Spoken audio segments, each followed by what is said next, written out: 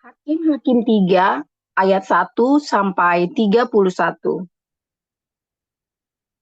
Inilah bangsa-bangsa yang dibiarkan Tuhan tinggal untuk mencobai orang Israel itu dengan perantaraan mereka, yakni semua orang Israel yang tidak mengenal perang Kanaan. Maksudnya hanyalah supaya keturunan-keturunan orang Israel yang tidak mengenal perang, yang sudah-sudah dilatih berperang oleh Tuhan. Yang tinggal ialah kelima raja kota orang Filistin dan semua orang Kanaan, orang Sidon, dan orang Hewi yang mendiami pegunungan Libanon dari gunung Baal Hermon sampai ke jalan yang menuju ke Hamat. Mereka itu ada di sana supaya ia mencobai orang Israel dengan perantaraan mereka untuk mengetahui apakah mereka mendengarkan perintah yang diberikan Tuhan kepada nenek moyang mereka dengan perantaraan Musa. Demikianlah orang Israel itu diam di tengah-tengah orang Kanaan, orang Het, orang Amori, orang Feris, orang Hewi, dan orang Yebus. Mereka mengambil anak-anak perempuan, orang-orang itu menjadi istri mereka, dan memberikan anak-anak perempuan mereka kepada anak-anak lelaki orang-orang itu, serta beribadah kepada Allah orang-orang itu. Orang Israel melakukan apa yang jahat di mata Tuhan. Mereka melupakan Tuhan, Allah mereka, dan beribadah kepada para Baal dan para Asyera. Lalu bangkitlah murka Tuhan terhadap orang Israel, sehingga ia menjual mereka kepada Kusyan, Rishyataim, Raja Aram, Mesopotamia, dan orang Israel menjadi takluk kepada Kusyan, Rishyataim 8 tahun lamanya. Lalu berserulah orang Israel kepada Tuhan. Maka Tuhan membangkitkan seorang penyelamat bagi orang Israel, yakni Otniel, anak Kenas, adik Kaleb. Roh Tuhan menghinggapi dia, dan ia menghakimi orang Israel. Ia maju berperang, lalu Tuhan menyerahkan Kusyan Ristaim, Raja Aram, ke dalam tangannya, sehingga ia mengalahkan Kusyan Rishyataim. Lalu amanlah negeri itu 40 tahun lamanya. Kemudian matilah Otniel, anak Kenas. Tetapi orang Israel melakukan pula apa yang jahat di mata Tuhan. Lalu Eglon, Raja Moab, diberi Tuhan kuasa atas orang Israel. Oleh sebab mereka telah melakukan apa yang jahat di mata Tuhan. Raja ini mengajak Bani Amon dan Bani Amalek menjadi sekutunya. Lalu majulah ia dan memukul orang Israel kalah. Kota pohon korma diduduki mereka. 18 tahun lamanya, orang Israel menjadi takluk kepada Eglon, Raja Moab. Lalu orang Israel berseru kepada Tuhan. Maka Tuhan membangkitkan bagi mereka seorang penyelamat, yakni Ehud, anak Gera, orang Benyamin, seorang yang kidal. Dengan perantaraannya, orang Israel bisa mengirimkan upeti kepada Eglon, Raja Moab. Dan Ehud membuat pedang yang bermata dua, yang panjangnya hampir sehasta. Disandangnya lah itu di bawah pakaiannya, pada pangkal paha kanannya. Kemudian ia menyampaikan upeti kepada Eglon, Raja Moab. Adapun Eglon itu seorang yang sangat gendut. Setelah Ehud selesai menyampaikan upeti itu, disuruhnya pembawa-pembawa upeti itu pulang. Tetapi ia sendiri berhenti pada batu-batu berpahat yang di dekat Gilgal dan kembali menghadap raja. Berkatalah ia, "Ada pesan rahasia yang kubawa untuk tuanku ya raja." Kata Eglon, "Diamlah dahulu." Maka semua orang yang berdiri di depan itu pergi keluar. Lalu Ehud masuk mendapatkan dia, sedang ia duduk sendirian di kamar atas di rumah peranginannya. Berkatalah Ehud, "Ada firman Allah yang kubawa untuk tuanku." Lalu bangunlah ia berdiri dari tempat duduknya. Kemudian Ehud mengulurkan tangan kirinya. Dihunusnya pedang itu dari pangkal paha kanannya dan ditikamkannya ke perut raja. Sehingga hulunya beserta mata pedang itu masuk. Lemak menutupi mata pedang itu, sebab pedang itu tidak dicabutnya dari perut raja. Lalu keluarnya ia melalui pintu belakang. Demikianlah Ehud sampai ke serambi. Pintu kamar atas itu ditutup dan dikuncinya setelah ia keluar. Baru saja ia keluar, datanglah hamba-hamba raja melihat, tetapi pintu kamar atas itu terkunci. Lalu berkatalah mereka, "Tentulah ia membuang air di kamar rumah peranginan itu." Lalu mereka menunggu-nunggu sampai menjadi bingung, tetapi raja tidak membuka pintu kamar atas itu. Kemudian mereka mengambil kunci, membuka pintu, maka tampaklah tuan mereka mati tergeletak di lantai. Sedang mereka berlambat-lambat, Ehud meloloskan diri. Ia lewat dari batu-batu berpahat dan meloloskan diri ke arah Seira. Setelah ia sampai ke sana, ditiupnyalah sangkakala di pegunungan Efraim. Lalu turunlah orang Israel bersama-sama dengan dia dari pegunungan itu, dan ia sendiri di depan. Berkatalah ia kepada mereka, "Ikutlah aku, sebab Tuhan telah menyerahkan musuhmu, orang-orang Moab itu, ke dalam tanganmu." Maka turunlah mereka mengikuti dia. Lalu mereka merebut tempat penyeberangan sungai Yordan ke Moab, dan tidak seorang pun dibiarkan mereka menyeberang. Pada waktu itu, mereka menewaskan kira-kira 10.000 orang dari Moab. Semuanya orang yang tegap dan tangkas. Seorang pun tidak ada yang lolos. Demikianlah pada hari itu, Moab ditundukkan oleh Israel. Maka amanlah tanah itu 80 tahun lamanya.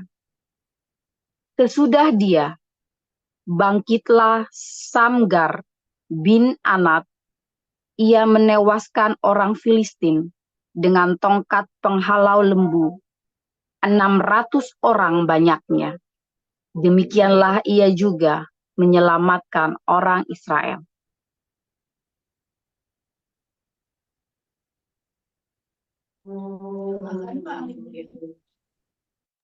Ya, Efesus 4. Sebab itu aku menasihatkan kamu, aku orang yang dipenjarakan karena Tuhan, supaya hidupmu sebagai orang-orang yang telah dipanggil berpadan dengan panggilan itu.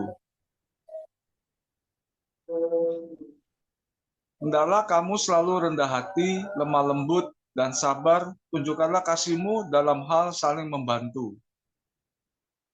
Dan berusahalah memelihara kesatuan roh oleh ikatan damai sejahtera. Satu tubuh dan satu roh, sebagaimana kamu telah dipanggil kepada satu pengharapan yang terkandung dalam panggilanmu. Satu Tuhan, satu iman, satu baptisan.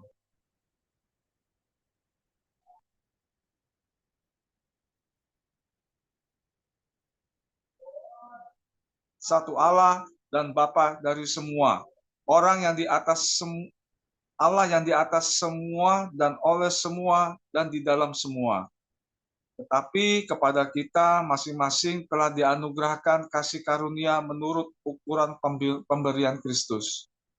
Itulah sebabnya kata Nas, tatkala ia naik ke tempat tinggi, ia membawa tawanan-tawanan, ia memberikan pemberian-pemberian kepada manusia. Bukankah ia telah naik berarti bahwa ia juga telah turun ke bagian bumi yang paling bawah? Ia yang telah turun, ia juga yang telah naik jauh lebih tinggi daripada semua langit untuk memenuhkan segala sesuatu. Dan ialah yang memberikan baik rasul-rasul maupun nabi-nabi, baik pemberita-pemberita Injil maupun gembala-gembala dan pengajar-pengajar, untuk memperlengkapi orang-orang kudus bagi pekerjaan pelayanan, bagi pembangunan tubuh Kristus, sampai kita semua telah mencapai kesatuan iman dan pengetahuan yang benar tentang anak Allah, kedewasaan penuh dan tingkat pertumbuhan yang sesuai dengan kepenuhan Kristus. Sehingga kita bukan lagi anak-anak yang diombang-ambingkan oleh rupa-rupa angin pengajaran, oleh permainan palsu manusia dalam kelicikan mereka yang menyesatkan. Tetapi dengan teguh berpegang kepada kebenaran di dalam kasih kita bertumbuh di dalam segala hal ke arah Dia, Kristus yang adalah kepala. Daripadanya lah seluruh tubuh yang rapi tersusun dan diikat menjadi satu oleh pelayanan semua bagiannya, sesuai dengan kadar pekerjaan tiap-tiap anggota, menerima pertumbuhannya dan membangun dirinya dalam kasih. Sebab itu kukatakan dan kutugaskan ini kepadamu di dalam Tuhan. Jangan hidup lagi sama seperti orang-orang yang tidak mengenal Allah dengan pikirannya yang sia-sia dan pengertiannya yang gelap. Jauh dari hidup persekutuan dengan Allah, karena kebodohan yang ada di dalam mereka dan karena kedegilan hati mereka. Perasaan mereka telah tumpul, sehingga mereka menyerahkan diri kepada hawa nafsu dan mengerjakan dengan serakah segala macam kecemaran. Tetapi kamu bukan demikian. Kamu telah belajar mengenai Kristus, karena kamu telah mendengar tentang Dia dan menerima pengajaran di dalam Dia menurut kebenaran yang nyata di dalam Yesus, yaitu bahwa kamu berhubung dengan kehidupan kamu yang dahulu harus meninggalkan manusia lama yang menemui kebinasaannya oleh nafsunya yang menyesatkan, supaya kamu dibaharui di dalam roh dan pikiranmu, dan mengenakan manusia baru yang telah diciptakan menurut kehendak Allah di dalam kebenaran dan kekudusan yang sesungguhnya. Karena itu, buanglah dusta dan berkatalah benar seorang kepada yang lain, karena kita adalah sesama anggota. Apabila kamu menjadi marah, janganlah kamu berbuat dosa. Janganlah matahari terbenam sebelum padam amarahmu, dan janganlah beri kesempatan kepada iblis.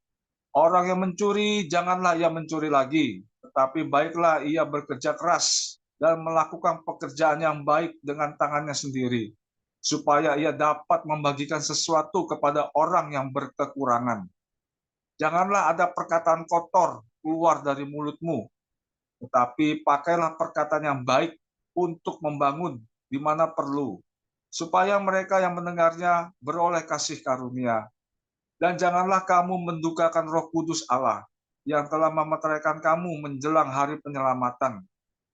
Segala kepahitan, kegeraman, kemarahan, pertikaian, dan fitnah hendaklah dibuang dari antara kamu. Demikian pula segala kejahatan. Tetapi hendaklah kamu ramah seorang terhadap yang lain, penuh kasih mesra dan saling mengampuni, sebagaimana Allah di dalam Kristus telah mengampuni kamu. Demikianlah sabda Allah. Ya, baik. Terima kasih Bu Veronica dan Pak Ali Mulyo ya. Renungan firman Tuhan pagi ini berjudul Musuh dalam Selimut yang akan disampaikan oleh Pastor Joseph Paulus. Dipersilakan.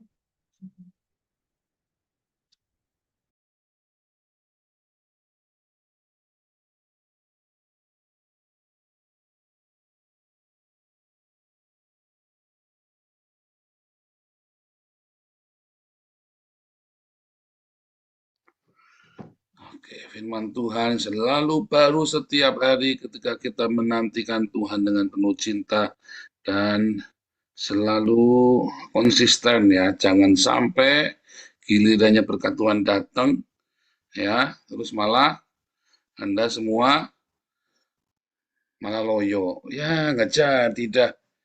Dan itu yang selalu terjadi ya. Kita semua mengalami. Saya pun sempat mengalami ya, saudara ya. Ketika pertolongan Tuhan kita, ya keluarga kami juga sama ya. Ketika pertolongan Tuhan datang, kita malah lagi lesu gitu ya, saudara ya, lagi loyo begitu. Nah jadi ketika seharusnya Tuhan memberikan pertolongan, kita malah nggak siap ya. Kita malah udah balik badan. Waduh, nasib itu yang namanya orang sial tuh ya. Kita bergumul, udah lama bertahun-tahun kita nanti-nantikan Tuhan. Begitu Tuhan datang, kita udah balik badan. Nah itulah masalahnya ya. Masalahnya ketika kita nggak setia, ketika kita tidak konsisten ya. Kenapa bisa begitu, saudara? Karena ada musuh dalam selimut. Itu tadi ya. Anda membiarkan ya kedaginganmu, hawa nafsumu, ya amarahmu, dendammu membajak akal sehatmu, ya. Kenapa? Karena amarah, daging, hawa nafsu itu enak rasanya, walaupun hidupmu jadi sulit. Ya kan, itu kan musuh dalam selimut kan, tidur sama Anda kan, tidur sama kita semua di dalam selimut kita kan, kemarahan kita, hawa nafsu kita, dosa-dosa kita, kenajisan itu, Anda biarkan, Anda tidak usir pergi jauh-jauh. Usir pergi jauh-jauh, saudara ya, jangan lupa. Tiap hari kalau kamu ada marah, jangan gengsi ya, cepet-cepet beresin. Ada kemarahan, cepet-cepet beresin. Ya, begitu saudara ya. Ada yang nggak beres, jangan gengsi. Masalahnya kan karena gengsi kan. Ya aku lagi marah, senyum dong, kayak anak kecil ya. Anak kecil kan kalau lagi marah, terus tiba-tiba kita kasih es krim atau kasih permen, dia tetap marah, pura-pura marah, tapi dia malu-malu, dia balik badan, dia tersenyum atau ketawa, saudara ya, bahagia kan. Nah, kadang-kadang kita udah tua ini, kayak gitu kan wataknya, saudara. Itu makin tua makin jadi. Ya enggak? Harusnya kan udah gampang saja kan. Kamu baikan sama istrimu, sama suamimu, sama saudaramu, kan udah kan gampang baikan kan enak kan. Tapi kan Anda nggak mau baikan. Kenapa, saudara? Kenapa nggak mau baikan? Karena menyimpan kemarahan itu enak. Ya kan? Anda jadi pusat perhatian kan, raksakno, ben, tak nengno saya gitu, tak diemkan, ya kan? Sampai suka kayak gitu kelakuannya, tak diemkan, biar tahu rasa. Dulu saya bingung, saudara, kalau didiemin orang ya. Serius, saudara ya, saya sampai dengan SMA, ya kalau didiemin orang, saya bingung, saudara. Saya tak tanya kenapa kamu ngikutin aku. Setelah kuliah, saya jauh ya, saya menjauhi komunitas ya, karena ya nggak pas lah pokoknya ya. Terus saya kerja mulai, saya ngelihat ya, orang kok mutungan, orang kok diemin, orang kok ya. Saya kan kalau udah begitu diemin, sebentar, tak tanyain, saya ada salah sama kamu nggak? Dia diem. Nah, tak tanya lagi sekali lagi, saya ada masalah, kamu ada masalah dengan saya atau saya ada salah sama kamu? Nggak diem. Tak tanya ketiga, saudara. Sudah tanya ketiga, ya, kamu mau mati, mau mampus, mau apa, aku udah urusan, saudara. Yang penting aku tidak punya masalah dengan kamu. Serius, saudara. Yang penting aku tidak punya masalah dengan kamu. Kamu punya urusan dengan saya nggak urusan. Loh ya gitu, jangan mau di-framing sama orang. Itu berarti itu orang itu punya musuh dalam selimut. Dia menikmati kalau musuhin kamu itu loh, kalau ngerjain kamu. Dia menikmati. Jangan diturutin, saudara. Itulah sebabnya saya dulu ngajari Anda ya. Kalau memang Anda nggak tahu, Anda nggak salah, Anda nggak usah minta maaf retorika. Percuma, karena Anda akan dikejar sama dia. Biar minta maaf, udah minta maaf pun Anda kan, kalau Anda tahu Anda nggak salah, ya Anda tidak usah minta maaf. Justru Anda harus mengampuni dia. Ya, ada kejadian, saudara ya. Tiba-tiba ada seorang dulu mantan kita, ya Bu Ana, saya mengampuni Anda, mengampuni Bu Ana. Loh, si istri saya emang dia salah apa? Emang kamu salah apa sama dia? Ya nggak tahu, katanya aku mengampuni kamu. Loh, tiba-tiba aku mengampuni kamu loh. Emang kita salah apa sama dia? Itu kan sering kan orang kan begitu kan. Ya, aku mengampuni kamu loh. Sebentar. Kamu harusnya kasih tahu kita salah apa sama kamu, baru kamu bisa bisa mengucapkan pengampunan. Kalau kamu tidak kasih tahu salahnya kita apa, terus kamu bilang aku mengampuni kamu, tak jamin 1.000.000% besok saya melakukan hal yang sama lagi. Ya nggak, saudara? Iya, iya kan? Salah satu konflik saya dengan anak itu tidak mudah minta maaf, saudara. Ya, kenapa, saudara? Karena dia dari keluarga berada, dia anak sulung, ya kan? Jadi dia selalu menang kalau di rumah, ya kan? Ya anak sulung, ya kan? Kami anak sulung dari keluarga berada. Jadi tidak mungkin yang salah selalu orang lain. Nah, itu salah satu yang kita bergumul lama. Nah, tetapi setelah menikah, anak itu terus minta maaf terus itu. Saya bilang, jangan minta maaf kalau kamu belum tahu salahmu apa. Saya selalu bilang begitu, saudara ya. Kalau kamu belum tahu salahmu apa, jangan buru-buru minta maaf. Karena kamu besok akan melakukannya lagi dan aku akan marah lagi. Dan itu gak bagus buat kita. Kamu harus yakin dulu. Karena apa? Karena dia juga menyadari dia tidak mudah minta maaf. Pokoknya nggak tahu aku salah apa, pokoknya aku minta maaf. Jangan juga begitu, saudara. Jangan ya. Anda harus benar-benar tahu salahnya di mana apa. Komunikasi, makanya. Komunikasi, kalau Anda belum tahu salahmu apa, Anda tanya, aku salahnya apa? Tolong kasih tahu aku supaya aku bisa perbaiki. Itu berarti Anda punya niatan. Tapi kalau kamu ujuk-ujuk minta maaf, berarti Anda tidak niat memperbaiki. Pokoknya supaya jangan ribut kan. Nah, itu juga salah tuh, ya. Akhirnya apa? Akhirnya kamu melakukannya lagi. Kemarin minta maaf, ngapain kemarin minta maaf? Ya pokoknya supaya jangan ribut. Loh, ya jangan begitu. Jangan begitu. Nah, itu saudara ya. Itu salah satu kegagalan dalam komunikasi. Ya, kalau kita ngalami ya, dia bilang jangan minta maaf kalau kamu belum tahu salahnya dan kamu sebaiknya nanya. Dan aku tidak akan, kalau kamu nanya aku senang, kamu nanya aku salah apa harusnya bagaimana. Aku dengan senang hati akan menjelaskannya kepadamu. Komunikasi itu saudara. Jadi bukan masalah karena pokoknya gampang minta maaf ya, pokoknya salah betul minta maaf. Itu nggak bisa saudara. Salah betul minta maaf. Lain kali kamu akan melakukan yang lagi dan orang akhirnya kamu kalau dari kemarin minta maaf lah, kan balik lagi kan serba salah kan. Kalau gitu kemarin minta maaf ngapain? Katanya kamu minta maaf, ya kan disuruh minta maaf kan. Akhirnya kan kamu kerjain, kamu kan maafmu itu kan nggak berkualitas kan. Maafmu kan hanya retorika saja. Nah, yang bodoh yang mau nerima maafmu itu, ya kan? Seneng biar seneng. Itu kayak anak kecil, itu kan kayak anak kecil kan. Dan Anda seneng kan kalau berhasil orang sampai maaf ya maaf ya maaf ya maaf ya kalau sampai nyembah-nyembah Anda seneng loh, Anda sakit jiwa tuh namanya tuh. Ya nah, Anda ngalamin itu nggak keluarga suami istri? Ayo ngaku. Ya maaf sampai nyembah-nyembah. Jangan, saya tidak perlu kamu nyembah-nyembah. Yang penting kamu tahu salahnya apa, kita cari solusinya. Oh itu komunikasi yang sulit tuh saya dengan anak selama puluhan tahun loh. Ya, itu benar saudara ya. Kalau minta maaf, kalau saya tahu saya salah, ya saya pasti akan minta maaf langsung, buru-buru. Karena itu saya tahu dari dulu ya. Saya tahu dari saya masih SMP itu saya ngerti. Kalau kamu pengen berubah, yang ngajari tante saya, saudara ya. Tante saya itu memang luar biasa ya. Saya banyak dapat pelajaran berharga ya dari keluarga papi saya ya. Kalau kamu tahu salah, kamu pengen berubah, kamu harus akui dulu kamu salah. Kalau kamu tahu kamu salah, kamu minta maaf, baru kamu berubah. Baru kamu bisa berubah. Kalau kamu salah, kamu tidak mengakui kesalahanmu, tapi kamu minta maaf, tanpa kamu tahu salahmu apa, kamu akan mengulanginya lagi. Entah dia masih ingat atau enggak, saya ingat terus sudah dari SMP itu ya, diajari itu ya. Karena waktu itu saya punya salah, lalu saya nggak mau ngaku.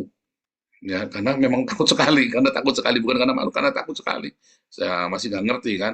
Terus saya diajari kalau kamu punya salah pengen berubah, akui dulu kesalahan kamu. Setelah kamu akui kesalahan kamu, kamu minta maaf. Setelah kamu minta maaf, kamu datang pada Tuhan, hidupmu akan dirubah. Itu tuh rumus pertobatan. Tapi kalau kamu tidak mau, kamu sedang menyimpan musuh dalam selimutmu, saudara. Apalagi kamu yang menuntut maaf. Yang kamu itu ya haus dengan permintaan maaf. Ya. Waduh, itu hati-hati tuh, saudara. Itu musuh dalam selimut. Sebenarnya egomu yang sedang kamu kasih makan. Ya kan? Nah, itu harus kamu usir jauh-jauh dari hidupmu tuh, saudara. Sebab itu suatu ketika dia akan membajak akal sehatmu.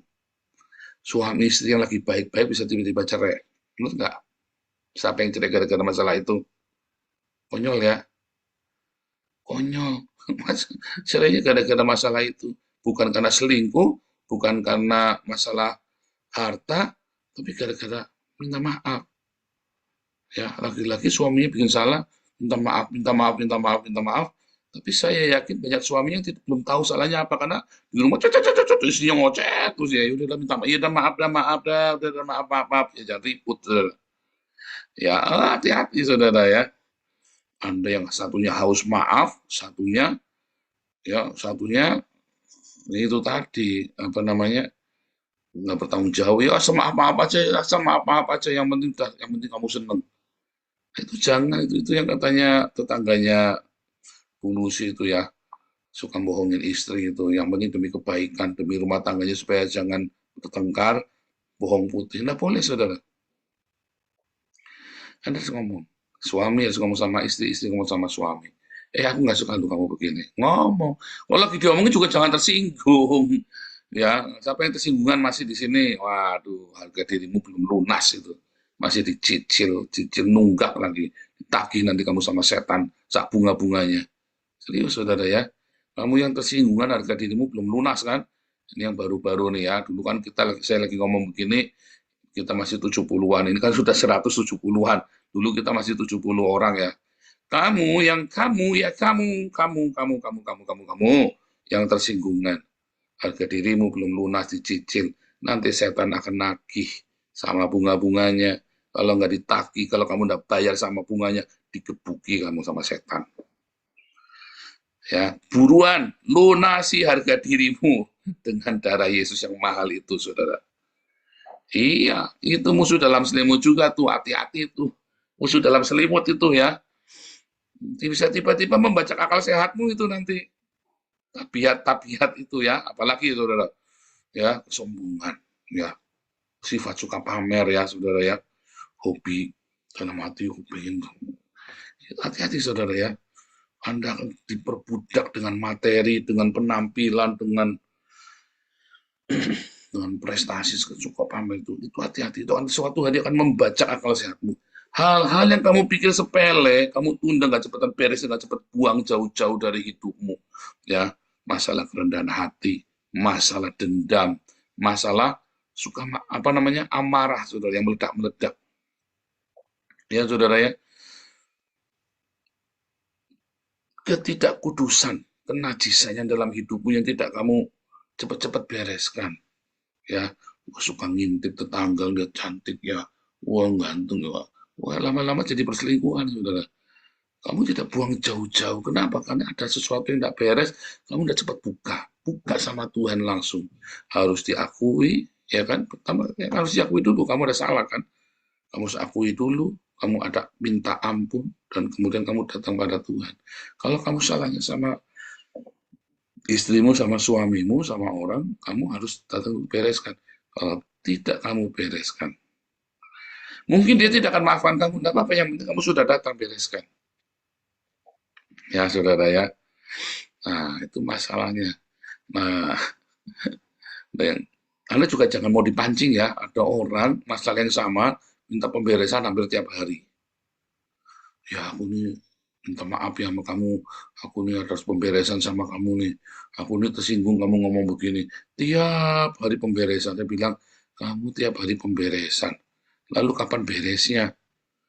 Sensitif amat sih kamu, oh iya ini karena Roh Kudus di dalamku, bundulmu peyang, Roh Kudus dasarnya kamu lagi caper, ya kan, caper, alay, baper, ya kan, jadi kan kamunya pemberesan terus kan, terang apa ya, masalah-masalah sepele saja pemberesan.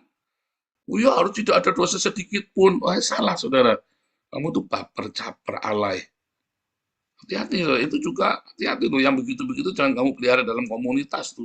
Oh kan kita harus sensitif. Oh enggak, saudara. Salah ya. Salah. Berarti kamu ada yang salah tuh. Jangan-jangan kamu sakit jiwa loh. Siapa di sini yang suka pemberesan tiap hari? Ayo.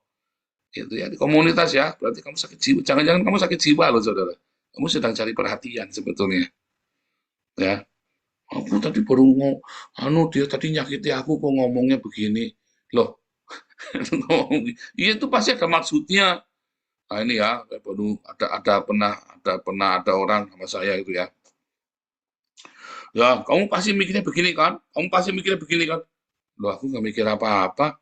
Iya pasti aku tahu aku punya indra keenam gundul mupe ya, terus dijelik kaos kaki tenan kok.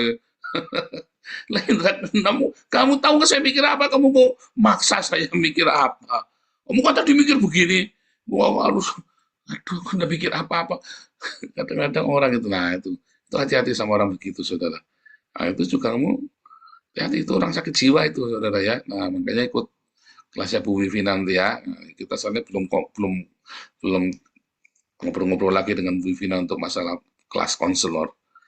Ada banyak hal di dalam jiwa kita yang begitu kita tahu ada yang nggak benar mesti bereskan. Ya, nanti kapan-kapan kita cerita tentang orang yang alay itu ya, alay baperan caperan itu ya. Nah, itu kita mesti cerita. Itu juga biang kerok dalam komunitas ya. Nanti kapan-kapan kita cerita. Tapi hari ini yang utama dulu masalah amarah, dendam, ya masalah ketidakkudusan itu mesti beresin cepat, saudara, cepat-cepat. Kalau kamu simpan, kamu tidak cepat-cepat beresin, itu nanti suatu ketika akan ambil alih hidupmu, saudara, dan kamu akan menyesal seumur hidup. Duh, kenapa dulu tidak bilang, tidak dengerin sama Nabi 26. Nurut, aduh yang saya ngomong ini ya, saya sudah praktekkan, saya sudah lihat, saya pernah gagal ya, saya sudah pernah perbaiki, dan saya pernah lihat orang-orang lain juga mengalami hal yang sama. Dibajak akal sehatmu gara-gara itu tadi ya. Ada lagi ya kemarin ada cerita lagi ya. Ya masih sama itu ya, orang kita publisher lagi sewot saudara ya, sewot lagi gemes. Ini orang kok ya, tapi itu wajar ya, itu selalu ada di dalam komunitas ya. Orang lagi nolong saya, kita nolong orang ya. Terus orangnya ini katanya dituduh bohong. Lalu saya bilang, lo yang kamu dicek-cek begitu ya dia pasti bohong. Gimana kamu? Anda tahu nggak kalau kamu nyecer orang, ya orang yang tadi nggak kepengen bohong jadi bohong. Ya, kamu cecer orang, kamu kudu ngaku ya, kudu ngaku. Nah, satu, ada orang yang dipaksa ngaku terus ngaku, ya kan? Kalau saya emang dipaksa ngaku, emang kamu siapa? Saya kudu ngaku sama kamu. Walaupun saya salah bener, nah, kamu siapa? Saya kudu ngaku sama kamu. Nangkep nggak saudara? Ada banyak hal ya yang Anda tidak perlu menjawab kepada orang yang tidak berkepentingan. Nah, Anda harus tahu tuh dalam komunikasi itu. Ya, kalau yang tanya itu ya tetanggamu, ayo kamu tadi malam pulang jam berapa?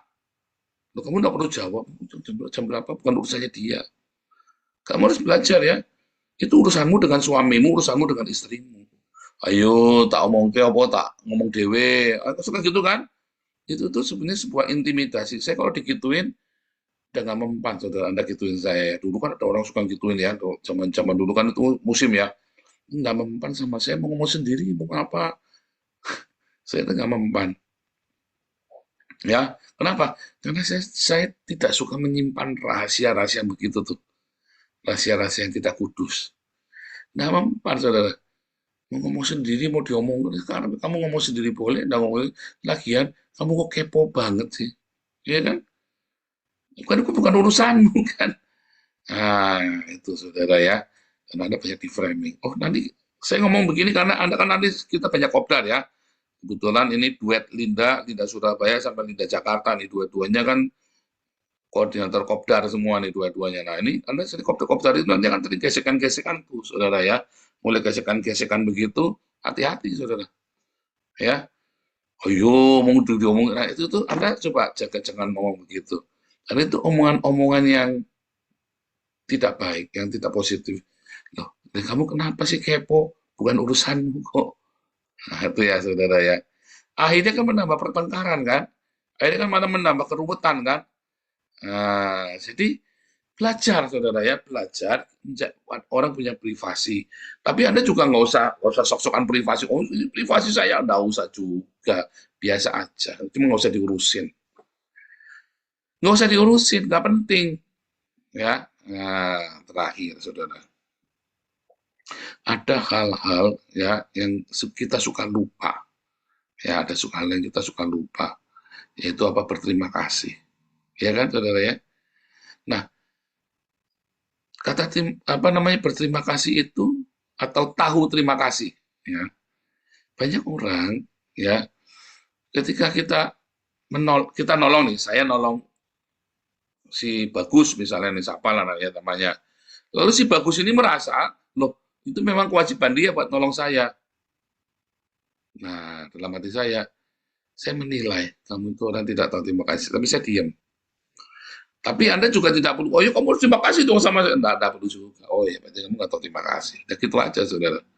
Tetapi orang ini juga ada orang yang memang keterlaluan ya, memang kamu kewajiban nolong saya. Makanya kalau ada orang neror saya, WhatsApp meminta bantuan, utang segala macam, terus ya ini ngomong macam-macam, terus bilang sebentar, saya ketemu kamu aja saya belum pernah. Saya tidak punya kewajiban buat nolong kamu. Langsung saya tegasin, saudara. Saya tidak punya kewajiban nolong saya. Kalau kamu meminta tolong, kamu tanya yang baik tanpa harus ngancam saya. Jangan dikit-dikit ngancam dengan firman Tuhan, atau kamu menghakimi saya kata tidak punya kasih, mana kasihmu segala macam. Oh, saya nggak punya kasih. Oh, berarti selama ini Pak tipu-tipu. Oh ya, memang iya. Udah gituin saja, saudara. Saya emang nggak takut. Kamu mau nyebut saya apa, saya nggak urusan. Jangan takut di framing sama orang, saudara. Ya, sebab itu urusan hati kita dengan Tuhan. Kalau Anda masih takut di framing sama orang, berarti Anda masih ada kesombongan dalam hidupmu. Anda takut dengan apa anggapan orang terhadap dirimu. Ya, hati-hati saudara. Oh, kalau saya tegas ya saudara ya, tegas. Ya, Anda tidak akan bisa mengancam saya dengan apapun. Dengan apapun. Balik lagi ini kejadian lagi ya. Orang ini. Kalau kamu masih nolong orang itu, aku akan putus hubungan dengan kamu. Aku tidak mau nemuin kamu lagi. Itu saya jawab saudara ya. Kemarin tidak kenal, hari ini baru kenal. Besok tidak kenal lagi, tidak apa-apa, saya tidak rugi. Itu saudara, jangan takut saudara ya. Kemarin tidak kenal, hari ini baru kenal. Besok tidak kenal lagi, tidak apa-apa, aku udah rugi. Jangan takut saudara ya. Kenapa? Yang penting hatimu beres, lurus bahwa kamu tidak ingin punya musuh. Kalau orang memusuhi kamu, ngancam, atau menteror kamu, tenang saudara. Saya ngomong ini ya, karena Anda sudah mulai sering ketemu ya. Tadi kan dari internet, lalu Anda kopdar. Supaya nanti waktu kopdar itu, nanti gesekan, jangan kaget saudara ya. Kalau gesekan, itulah pelayanan. Jangan mutung. Ya, tetapi Anda yang ngomongnya nggak dijaga, Anda mulai introspeksi, hati-hati kalau ngomong dijaga.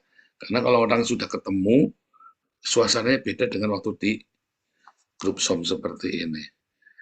Jangan sampai jadi musuh di dalam selimut karaktermu sendiri itu, saudara. Jangan sampai musuh dalam selimut. Minta hikmat Tuhan. Karena di hari-hari yang jahat, kamu punya kesempatan untuk mengumpulkan cinta urapan. Gesekan-gesekan itu responmu harus benar. Ya, nggak usah lebay, nggak usah baperan, nggak usah caperan, nggak usah alay. Pokoknya kalau gesekan hadapi dengan objektif. Ya, nanti kita akan belajar terus hal ini tiap hari ya. Tuhan Yesus memberkati.